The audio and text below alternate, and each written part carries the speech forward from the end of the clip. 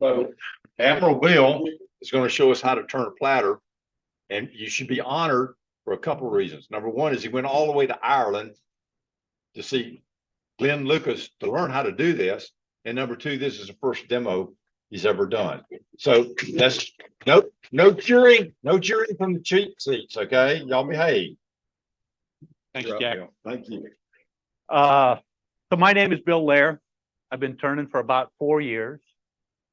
And I think I'm pretty lucky to be here. One of the things that I wanted to do before the end of 2023 was to do a demo. I started turning right as the pandemic was started, and and I look at a lot of the friends that I've met online. It was something that happened. You picked up a lathe tool and you started turning, and when clubs started again, it was really a godsend because you get feedback on what you were doing because you can't show anything to YouTube. So Stephanie, if you can bring up the slides. I got 3 quick slides I want to talk about. The best place to get your wood for this is either this quarter stone area here or out toward the edges, because there you're going to get less warpage with a platter. And one of the ideals with the platters, you can get it pretty thin and it will be resilient over time. But the secret to that resiliency really is to get stable grain that's running that way. So quarter sawn wood especially is a plus with this.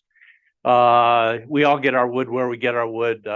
This piece that I'm turning is probably more out in here. It's a piece of mahogany, but that's where you ought to look for it. You'd get good results, but more importantly, something that will last over time.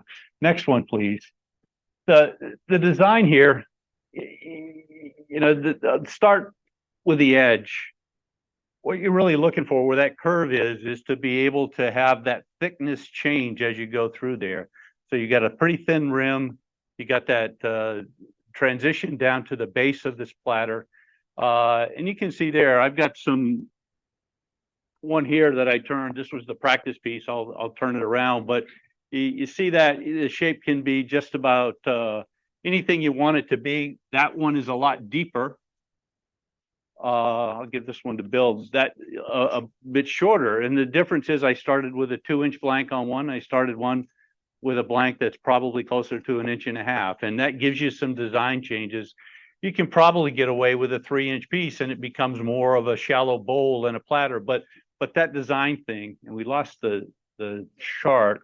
What you want to think about, and the difference between the platter and the plate, and I'll talk about platter, about 1/3 of the base.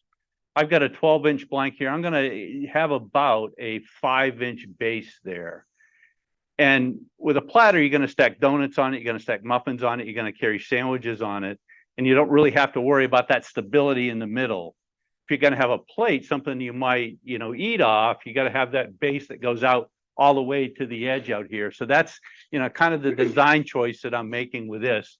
And then for this other distance out here, you basically follow the rule of thirds to get a Roman ogee shape going out from where you stop the base out to the edge, and that does it. And then one last slide I'll talk about with rims. You can do anything you want with rims. This is a pretty plain. You can see what I'm doing. I don't embellish a lot of my work. I'll have a short bead out on the very end there, like I've got on these. But you can do whatever you want. You can dress up some platters. You can paint them on the rim. Seen some of Nick Agar's work as an example. I think what Nick demonstrated at Florida Wood Turning Symposium, he actually did that. And there's a lot of different options that you can have to do on the rim. And rim width, again, kind of a design choice. The one that Don brought tonight, that's got a really wide rim. It's a beautiful platter. You can have a very narrow rim. The one that I'm going to make is probably going to be 1 inch or 1.25 inches tonight. And that, I think, is a pretty good ratio with a 12-inch disc. You mean you don't know right now exactly what that rim's going to be? No, I don't. I'm sorry. I don't. I certainly don't. I've got a sense of how thick it's going to be from where I've got, but but it's, gonna, the backup piece that I've got turned out it had a crack. So I know that the rim is gonna be a lot wider on that one if I have to go to the backup piece. But this one we'll see as we get into it. And I'm thinking it's gonna be about, 1.25 inches. So, don't have any questions. I'm gonna start. There's one other thing that I'll say. I'm left-handed. There's gonna be a point sometime where you're gonna say, what the hell is he doing? Why is he turning like that? And it's because if you're a left-hander, these machines are made for right-handed people. I can't do a push cut all the way from the middle out to the side of that just because I lose control with my right arm. I've done a lot of turning and I'm very proficient with my right arm, but Flip your lead around. yeah, you stand on the other side and run it backward. I thought about that, but it's too hard when things come. So I'm gonna get going. And if you have questions.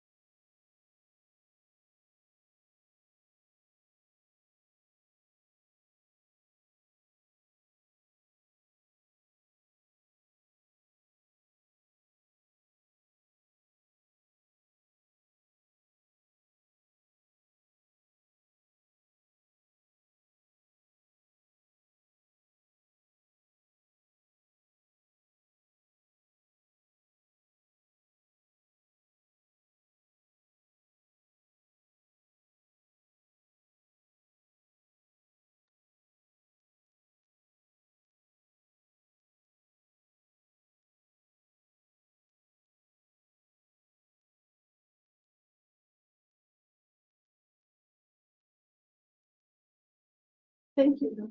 Okay. Okay. And we'll continue on. I'm really just gonna get a full cut here.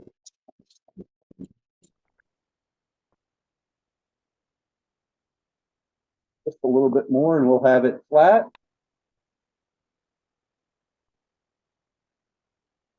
Touch it, still out on the edge, it's not quite flat, but that really doesn't matter for what I've got to do now because I'm gonna go next to cutting a recess that I will eventually turn this around and mount it with a chuck. And the diameter of this, I'm really looking for, as they teach us in the beginning, pretty much a perfect circle. But I want these calipers to be able to fit through these jaws so I can do measurements.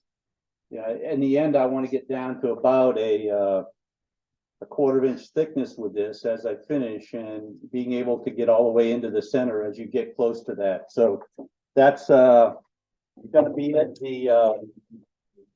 I preset these. One of you guys didn't monkey with them, so it's still the same diameter that I had. I'm gonna mark this.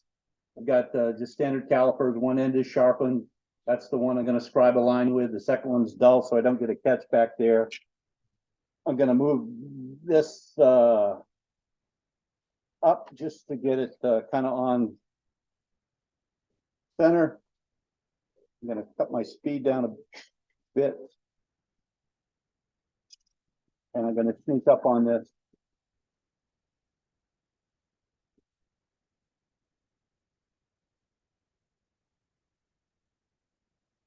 And that about does it right there. So that's the diameter that I need for my jaws.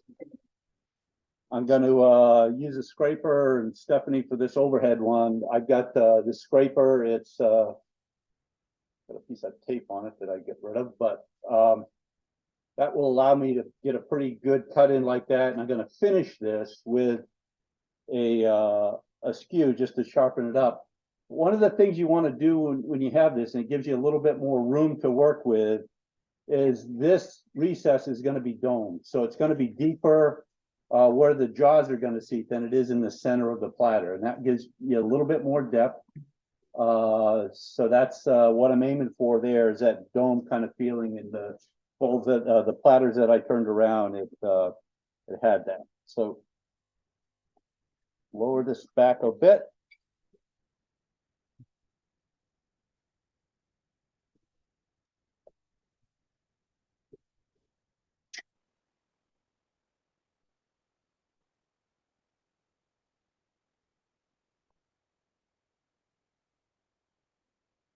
So the dome will give you a little bit more room right in the center of the platter. And that's where you're going to be as you cut the platter. It just gives you a little bit more depth to work with, and it's wood what's there. That's right around 1/8 of an inch. That's probably pretty good for this. You go deeper if you feel more comfortable. And then I'm just going to use a skew, and I'm going to sharpen that up so I know I can get a pretty good surface when I start with the jaws.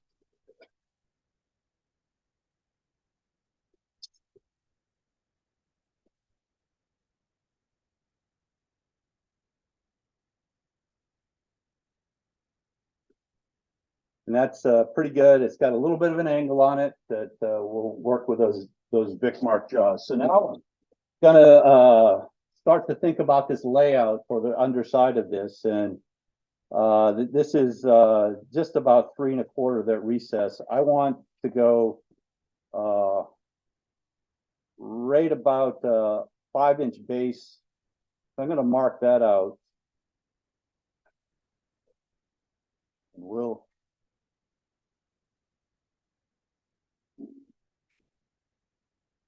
And that will be the base when I'm done with that. That will pretty much stay there. And then so from the base, edge of that base to the end, I've got 3 3/4 inches.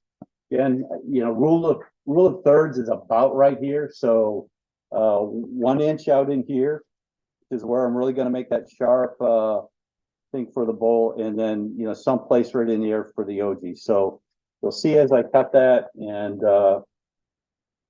the first thing I'm really going to do is I'm just going to remove some of that on the outside. And I did forget a step. I want to be able to mark this where I'm aiming for, and I'm going just over a 1/4 of an inch, and that's going to define the top of that platter and really what I'm looking for with the depth of that rim. So you can see how much that I'm going to remove coming up to that rim as I make these cuts.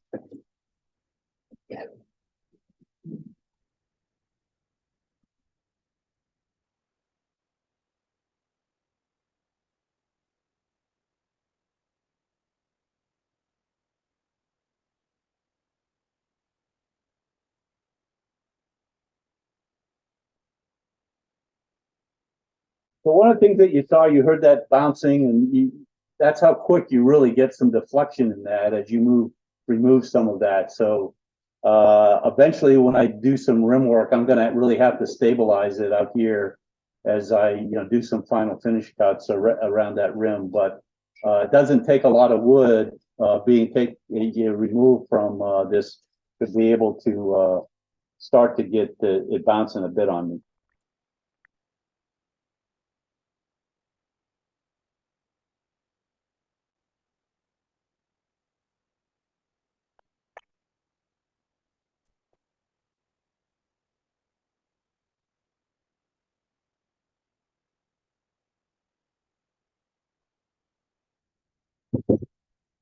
And I'm just switching to a different gouge at this point. It's a little bit little bit finer, and when it starts toward the middle.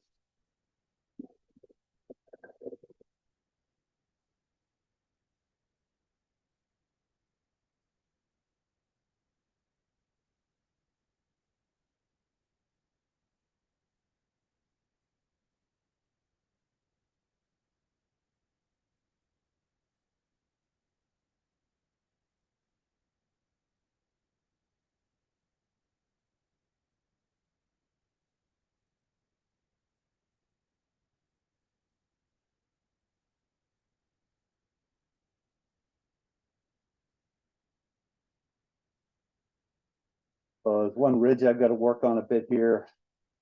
Couple of ripples, but the shape's getting there. I'm going to take a little bit more off this thick part and make this OG a little bit more pronounced. This is just my design choice as I go through there, but it's pretty close to being done on the bottom side.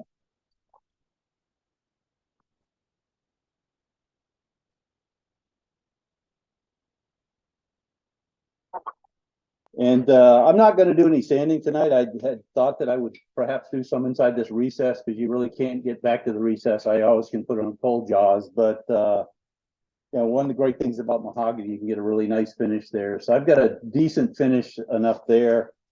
I've got a shape that I'm pretty happy with to continue on. When it's in the jaws, I can do some final shaping with this rim area here. But with that, I'm gonna start working on the other side. I did start with this on a faceplate. Excuse me, are you not finishing up now just because it's a demo? Yeah, I would sand it. I would sand it at this point. If you know, I would power sand it at this point right here, except for the dust that it would create here. So, but I will do some more shaping when it's on the chuck. Well, no, I mean to get the final profile right up in this rim area, I will do that before I start removing wood from the bottom. The faceplate fixing here and then turn it around. So I'm gonna fall off the thing and Watch out for this stuff.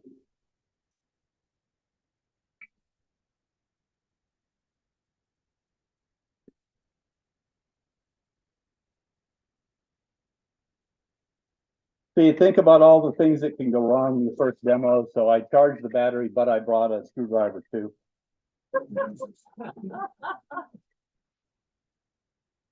With that, we'll switch to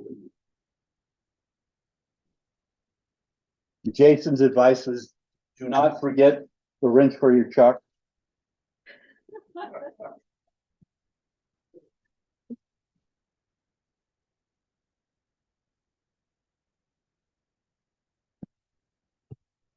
And presto, just what I wanted. These fit through here, just about where I want them. So that was what I was aiming for, and I've got that fit. So while I set this depth or the width of this rim here, from here on in, you have to work your way in. It's really all about the vibration. As you lose more and more wood, it will wobble back and forth a lot. So the first steps are going to be, finishing the shape of the rim, a little bit more wood off the top. When I figure that out, I will, start to remove a very little bit of wood going in, but I'll do it probably first an inch at a time, make that transition as it goes down to the base of the plate, and then you really can do the rest of it, because you've got that support from the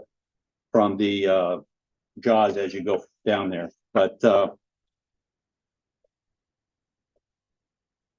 do you use how much height in those jaws? It seems like you want to be aesthetically. it's when it just feels that resistance, and I don't have any, I don't want to say that I've never lost a platter off this. I've lost bowls off jaws, but I haven't. And my worry would be more especially in a piece of quarter sawn wood, that you crack it if you torqued it up too much. So it's a good, when you start to get that resistance from your hand, I think is about where you want to stop. And that's on there tight. I don't worry about that going anywhere at this point. But I don't want to say never either.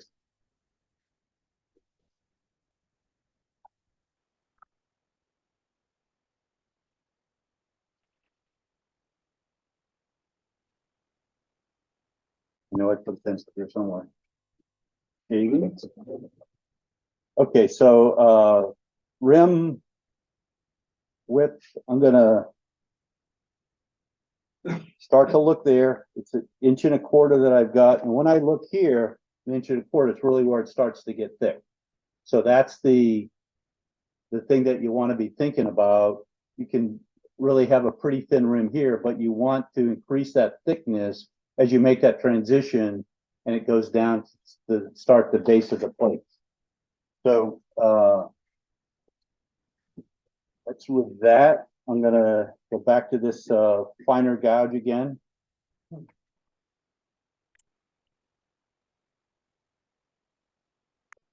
Looking here, I'm just, just over 1/4 inch probably. And it goes out to 3/8 as you go down. So you do have to start making that cut down into the bottom. I would say don't be too aggressive, because if you are, again, you start to get the bounce, and you need some stability, because I'm going to cut this bead up on the top of the rim to give it a little bit of decoration. But to really get a sense of where you are, you probably need to do a couple of light cuts starting down into the bottom. So I'll do that now.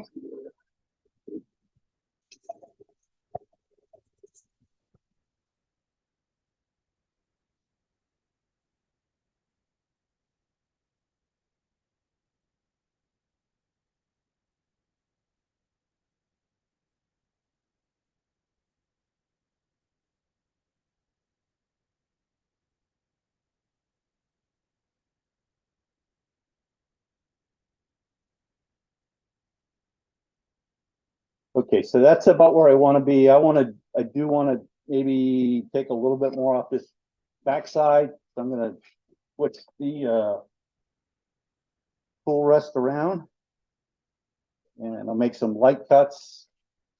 And after that, I'm going to make a bead on the outside of that, just really using a skew as a scraper.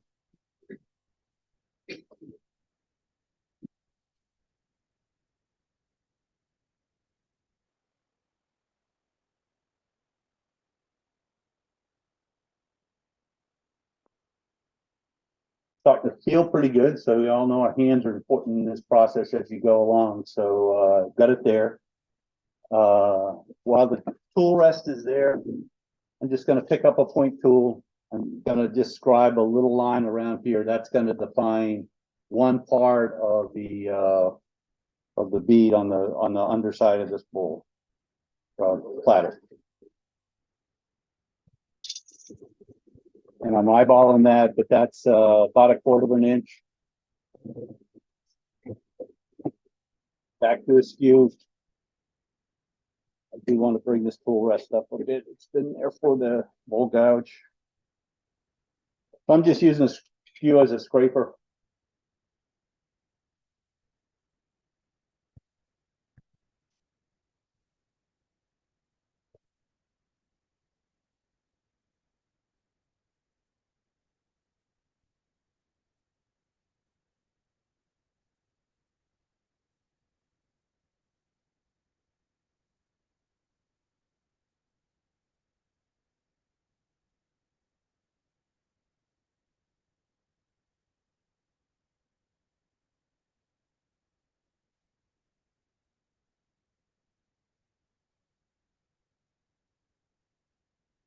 Okay, I'll look at that profile one more time. I've got some ridges, but that's going to wait till I do some sanding on it. And that's the one side of the bead.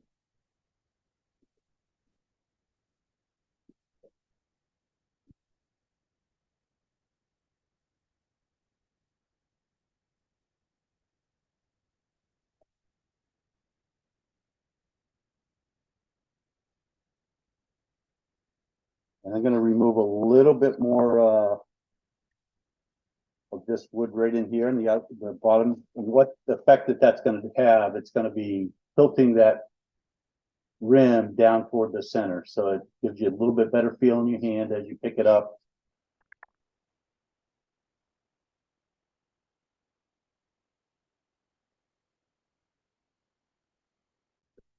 And you can see now it looks like it's almost flat. I lost all of that wood that I took apart, but that's really what I was aiming for. I just needed that room to work the tools with. So now I'm gonna make that same kind of mark with a point tool, create the other side of that bead, and then I can go on and start working on the rest of the platter.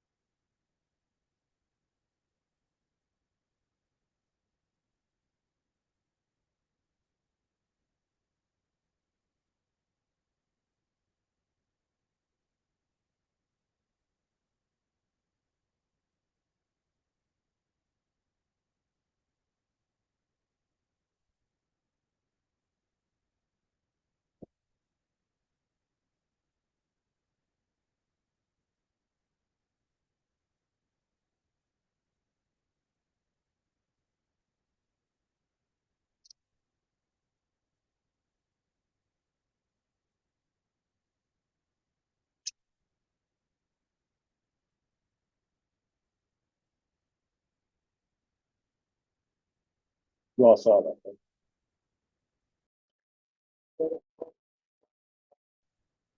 I don't think so.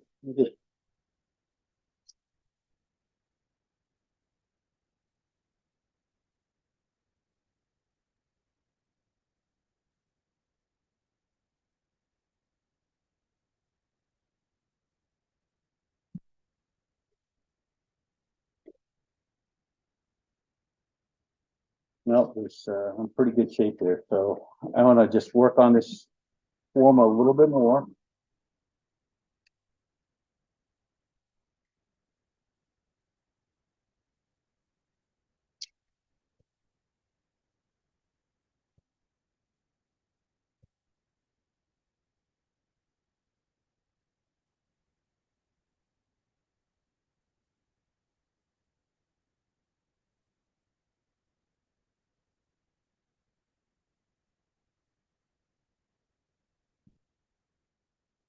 And this is a place where just a little bit of sandpaper, because it's a narrow edge, just you can do some shaping with, 180, 240 grit. And, that's how I will smooth it out as time goes on there. But it's just a pretty simple detail that gives it a little bit more decoration, but you can go on as far as you want.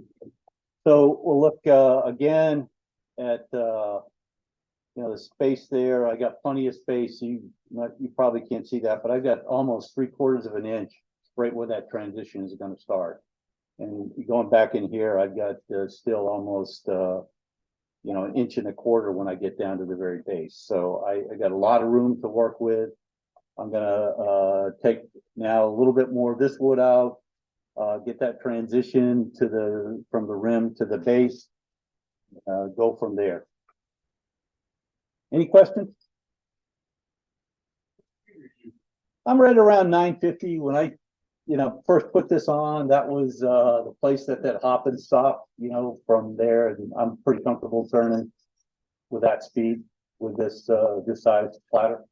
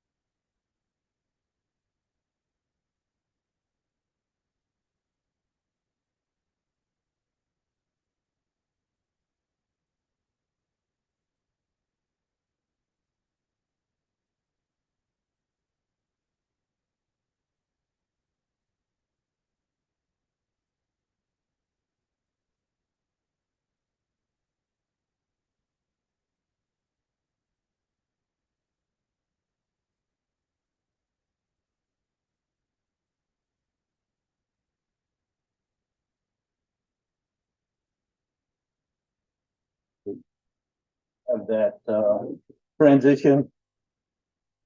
Measure often. I still got plenty of room there, so I'm right where I think I would like to be in terms of that curve and giving me plenty, to work with to, finish that shape.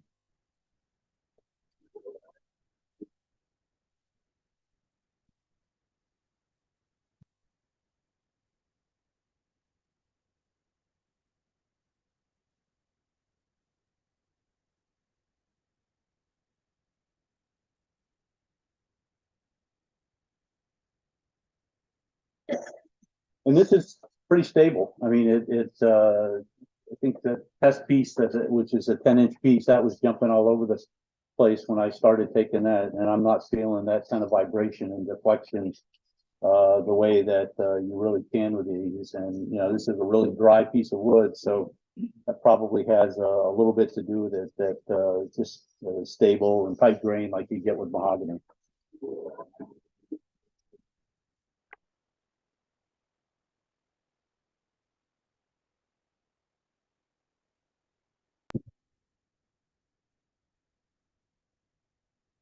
Okay, so that's, really the bottom where I am right now. I've got about a quarter of an inch. That's what I'm aiming for. I've got, the room as I get here. You can see plenty of room. Even when I look in the middle here, I've got, a lot of room to work with. So I'm pretty good there. I will do some final, cleanup with a, negative rake scraper as I get a little bit more room to work with. But I've got the rim to transition down to, the base, and now it's, really just making gradual cuts to get it all the way into, that. There is a little bit of a ridge on, the rim. I'm gonna back that out and just, take that finer gouge and, just shave that a bit before I go on. But I'm, pretty happy with that as it is right now.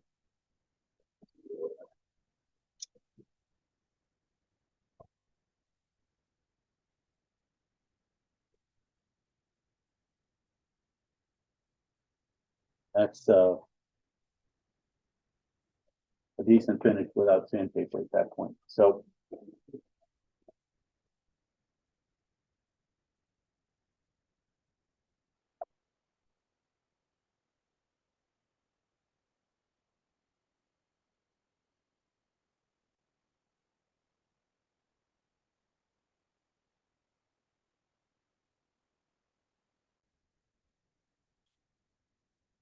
get to there. Take it again. I'm a little bit more than, a quarter. I was a quarter here. I'm, you know, maybe, 5/16 there, but, it's good. And for finished cuts, that will allow me, room to work with as we go. Still, a little bit of a rippling there, probably because I was pushing too hard, but it, will continue on.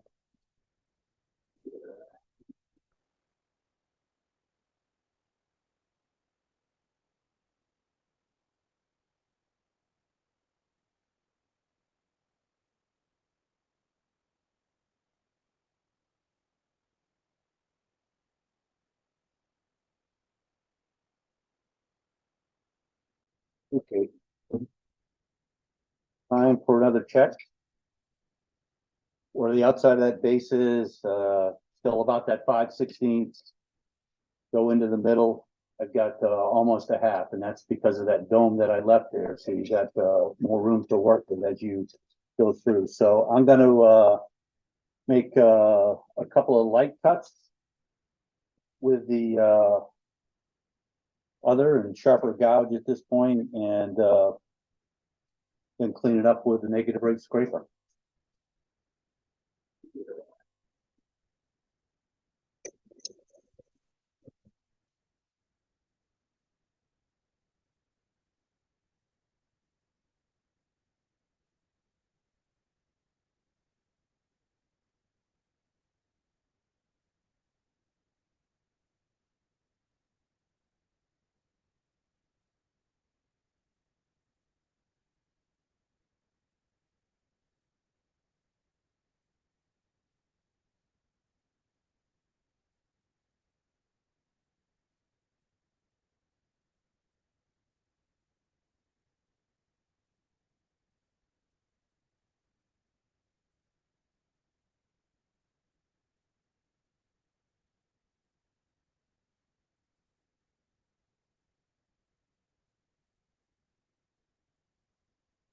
There's a ridge right in here, and I'm gonna fix that with a negative rate scraper. It's easier to get that tool in there, the curved negative rate scraper than it is to try to come back and make that that turn there. And a little bit of bump in the middle that I am gonna take down a little bit with the gouge before I do that. Questions?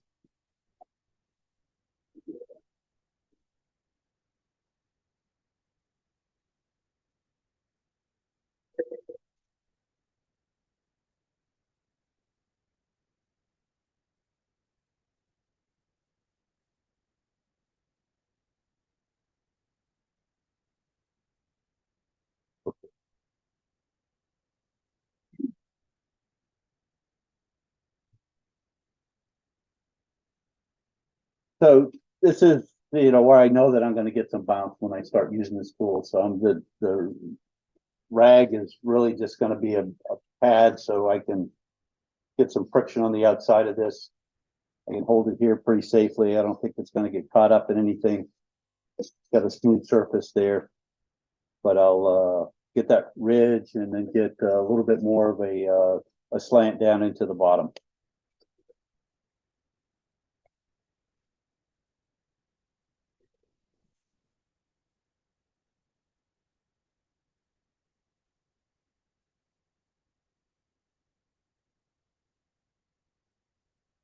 That's a little bit too sharp of a corner for that big one, so I've got a smaller negative rake.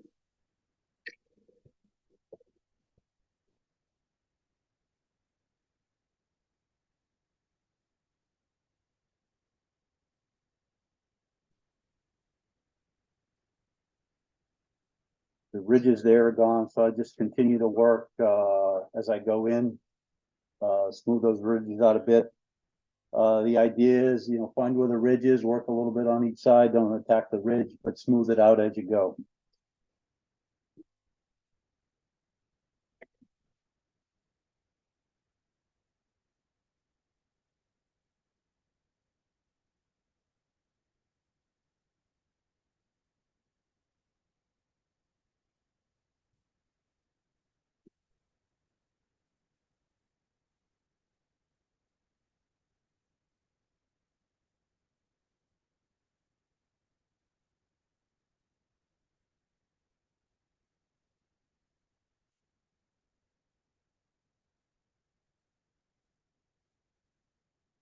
Up higher.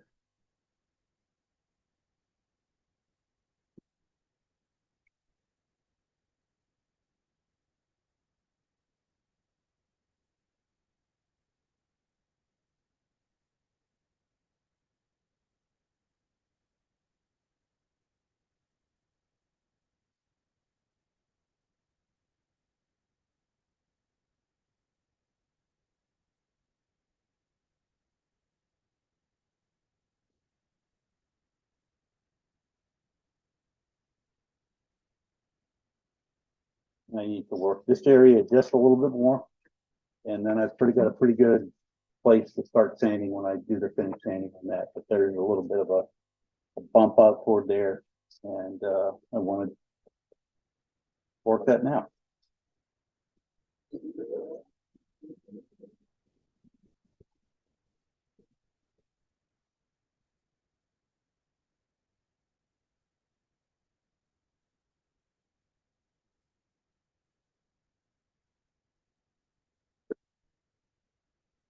So that gets it there. If I were going to sand, I would start with 120 here, go up to 320. I generally I use walnut oil with wax. I like the Dr. Wood's shop stuff, and then I will wet sand at 400, and that's a good plate that you can serve food off and things like that. So that's about an hour. You can turn these things out pretty quickly. I think again, overall diameter impacts your design shape a bit, but this is a platter that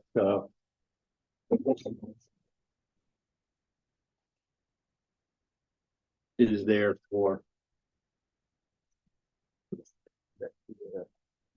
that's where we are. Any questions for me? Stephanie? What have you found is one of the biggest challenges to being a left-handed turner and a right-handed wood? So anything that I've got to come all the way over here because, you know, while and I'm not completely a left-hander. I play golf right-handed, I bat right-handed. Who knows why, it's just one of those things. But when I am, way over here, I don't have the same, fine motor control that I do, when I'm, back this way. And, but again, you don't have your body either.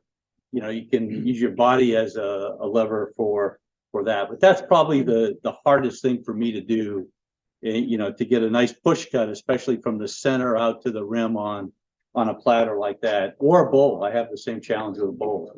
I know that's a lot of it is experience. Like I said, I've been turning 4 years. I turn a lot of bowls, but to do a nice push cut from the base all the way to the rim is a challenging cut for anyone to make.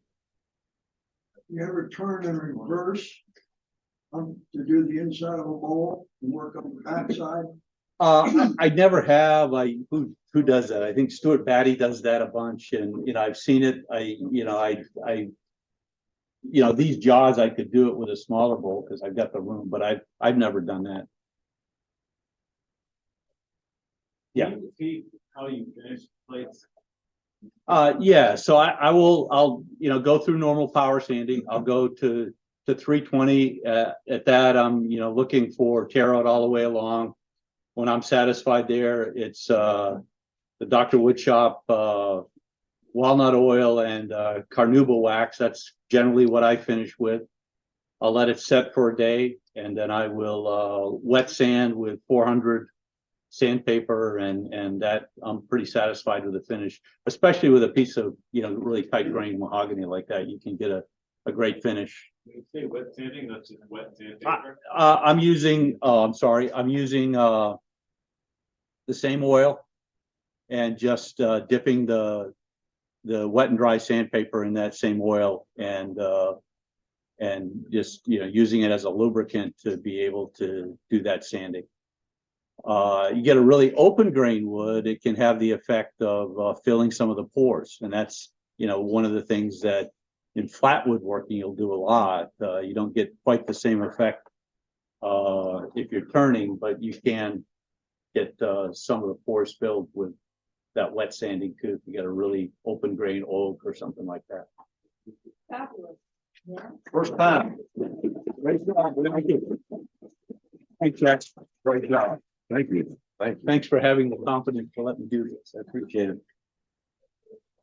Thanks for having the you don't there's a lot of good turners out there that have never stood up here. So you don't chastise them too you can get through anything, and here's my story that you can get through anything. So when I was a brand new admiral in the Pentagon, I'd been there for maybe 3 weeks, and I had an appointment with Admiral Mullen, who was the chairman of the Joint Chiefs of Staff. And being another Navy admiral, I knew he was at least going to be friendly to me. And he was, and it was a brief that he wanted to get, and I took the officer who was going to do the brief with me, and she gave her brief, and it all went well. And he asked a couple questions, and she nailed the questions, great. And then we're all done, and Lucy gets up and walks out of the room and said, "Bill, wait a minute, I need to talk to you." So you get the chairman of the Joint Chiefs of Staff saying, "Bill, wait a minute." So surprises can be dealt with. He was just basically telling me he was robbing one of my officers. So it's about nothing I could do anyway, but exactly. So thank you very much. Thank you, everyone.